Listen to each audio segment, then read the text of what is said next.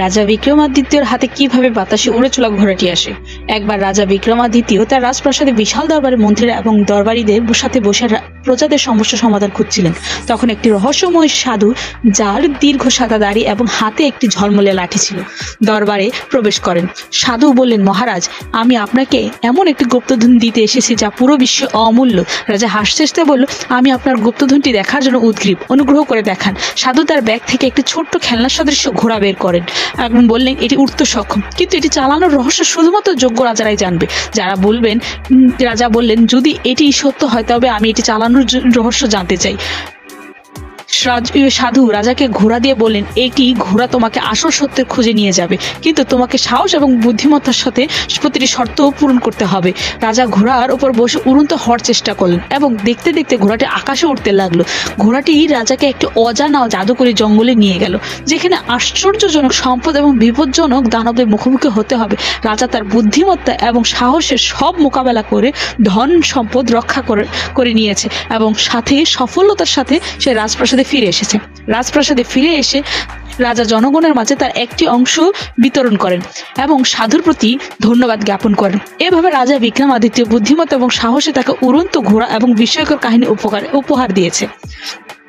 যখন রাজা বিক্রমাদিত্য গুপ্তধন জনসাধারণের মধ্যে ভাগ করার প্রস্তুতি নিয়েছেন, তখন উড়ন্ত ঘোড়াটি হঠাৎ জীবন্ত হয়ে বললেন, মহারাজ, আপনার যাত্রা এখনো শেষ হয়নি, আসল ধন এখনো আপনার জন্য অপেক্ষা করছে। রাজা ঘোড়াটিকে জিজ্ঞেস করলো, আমার পরীক্ষার কি এখনো শেষ হয়নি?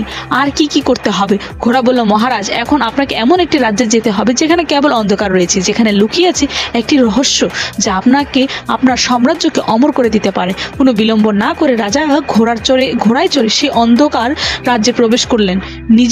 নিজেকে একটি ভয়ঙ্কর এবং অজানা বিশ্বে পাওয়ার পর রহস্যময় দুনিয়ায় রাজা একটি দানব পাওয়া গেল। যিনি বললেন, তুমি এখানে কেন এসেছো? মানুষ তো এখানে জীবিত ফিরে যেতে পারে না। রাজা সাহসিকতার সাথে উত্তর দিল, আমি এখানে সত্যের সন্ধানে এসেছি। যতই ভয় হোক না কেন, বিপদ হোক না কেন, আমি পিছনে সরে যাব না। দানব বলল, তোমাকে তোমার বিচক্ষণ দিয়ে আমি 3টি প্রশ্ন করতে চাই, তবে তুমি এখান থেকে যেতে পারবে।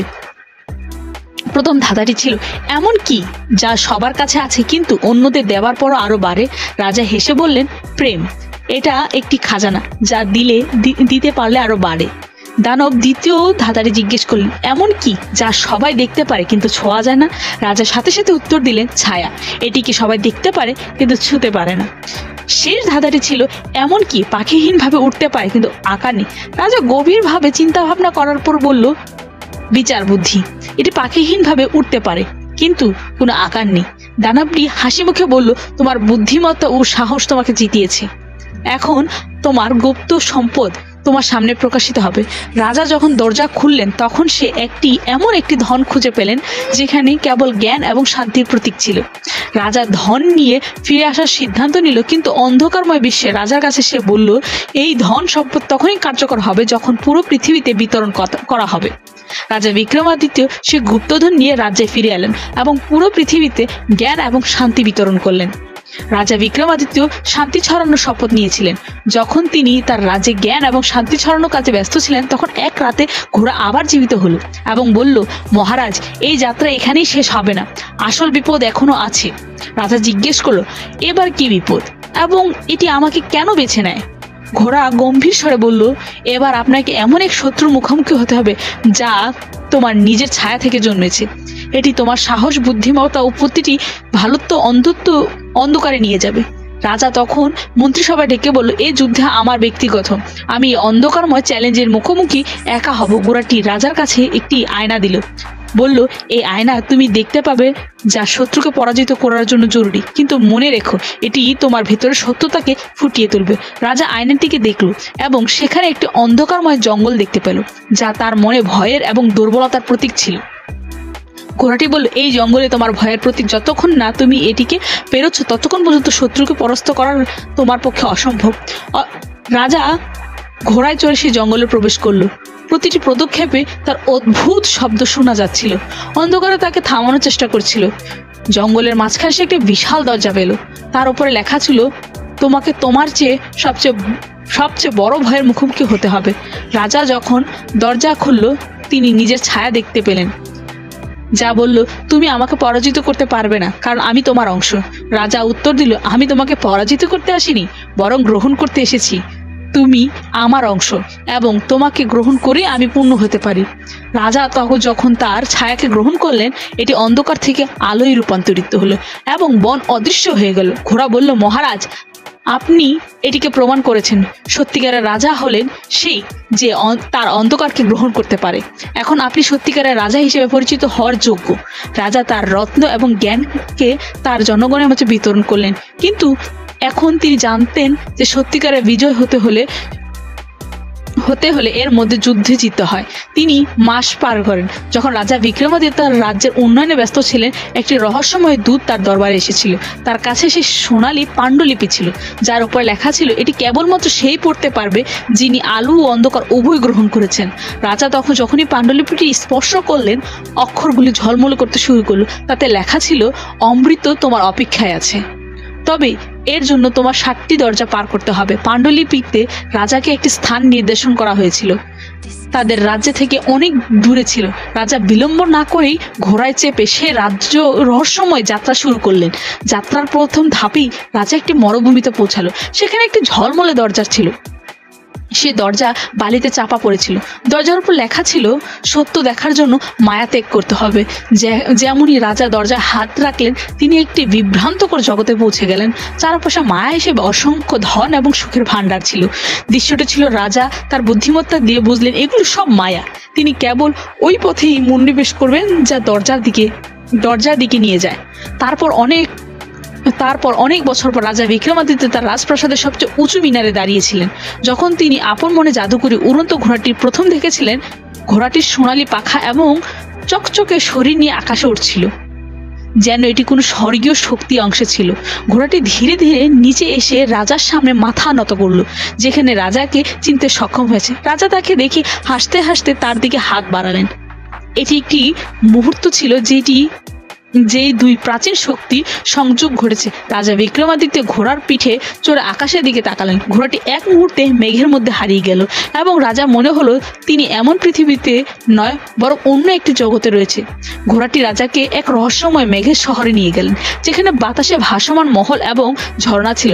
চারপাশে অসাধারণ আলো ছিল, প্রতিটি জিনিস স্বর্গের মতো লাগছিল।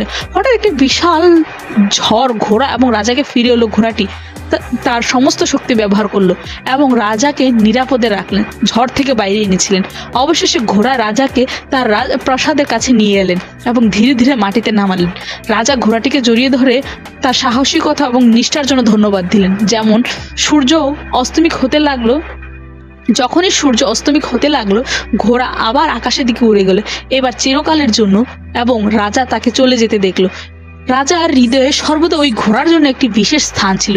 কিছু সময় পর রাজা বিক্রমাদিত্য তার প্রাসাদের ছাদে দাঁড়িয়ে আকাশের দিকে তাকাচ্ছিলেন। তিনি অনুভব করলেন যে ঘোড়ার আত্মা এখনো তাকে দেখছে।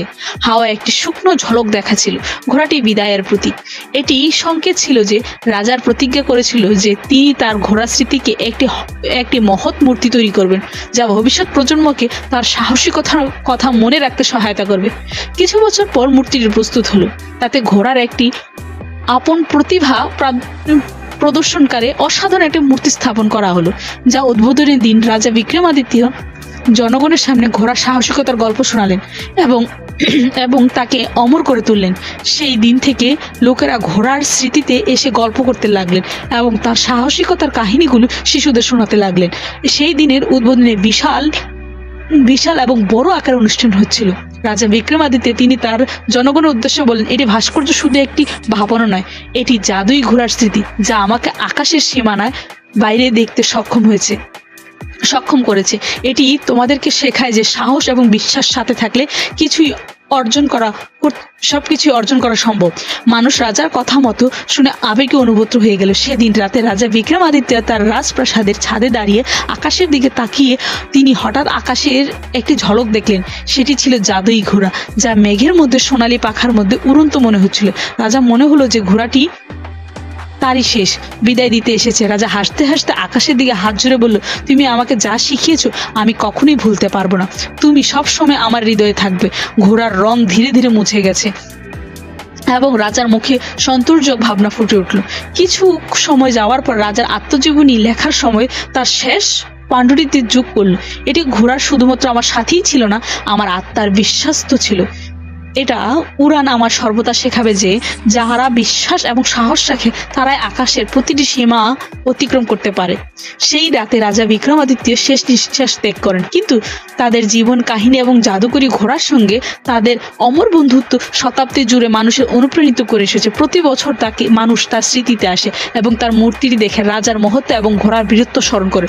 বন্ধুরা, যদি আমাদের এই গল্পটি ভালো লেগে থাকে তাহলে ভিডিওটিতে একটি লাইক করুন, চ্যানেলটি সাবস্ক্রাইব করুন। পরবর্তী ভিডিওগুলোর জন্য আমাদের সাথেই থাকুন।